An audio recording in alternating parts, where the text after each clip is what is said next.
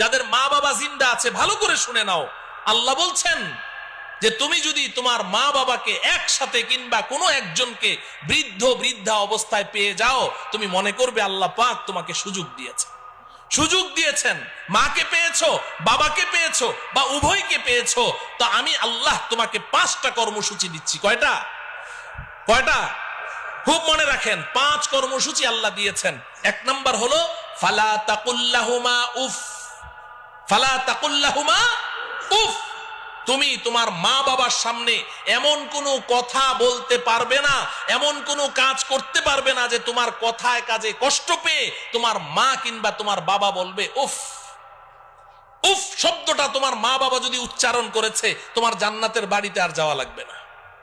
কিংবা তোমার মা বাবার কোনো কথা শুনে তুমি বিরক্ত হয়ে বললে উফ বাবা থামো তো, উফ মা চুপ করো তো, এই যে তুমি উফ বলেছো, তোমার জন্য জান্নাত হারাম হয়ে যাবে।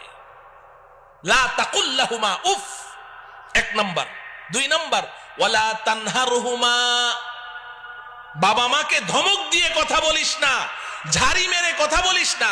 তোর হাতে, তোর শরীরে এখন অনেক শক্তি আছে, তো মা বাবা দুর্বল হয়ে গেছে, এখন মা বাবার সাথে ধমক দিয়ে কথা বলবি, ঝাড়ি মেরে কথা বলবি, আমি আল্লাহ এটা তোর জন্য হারাম ঘোষণা করলাম। ধমক দিয়ে কথা বলিস না। লা তানহারহুমা। 3 নম্বর কর্মসূচি ওয়াকুল লাহুমা কওলান কারীমা।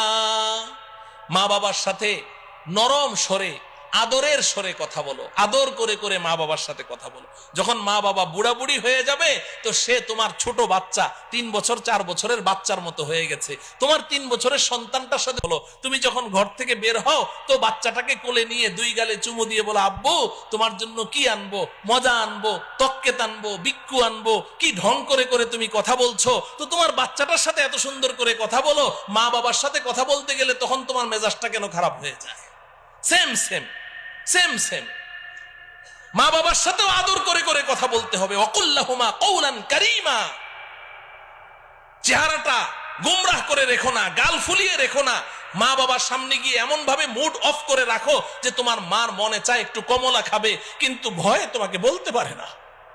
তুমি এমন ভাব নিয়ে চলো যে বাবা আমি একটু কমলা খাবো, মনের কথাটা বলতে সাহস পায় না।